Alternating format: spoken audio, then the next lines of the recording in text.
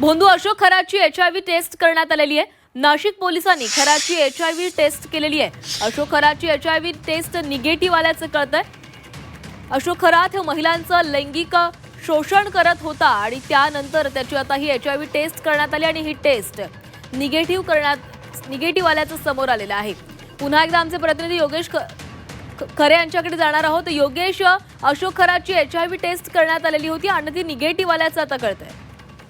खरं आहे, त्याची HIV टेस्टची मागणी ही विधिमंडळात करण्यात आलेली होती, कारण त्याला HIV टेस्ट जर झाला तर अर्धे मंत्रिमंडळ अडचणीत येईल असे दावे त्यावेळेस करण्यात आले होते। मात्र तरीही SITने एक खबरदारी म्हणून यांची टेस्ट ही मेडिकल करताना केलेली आहे।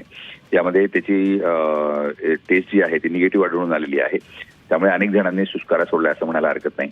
त्याने जे काही अत्याचार केलेत, या अत्याचारामध्ये जवळजवळ आतापर्यंत ज्या काही महिला समोर आलेल्या आहेत किंवा ज्या महिलांचे व्हिडिओ समोर आलेले आहेत त्यांना या निमित्तानं दिलासा मिळाला असं म्हणायला हरकत नाही। नक्कीच योगेश, धन्यवाद दिलेल्या माहितीसाठी।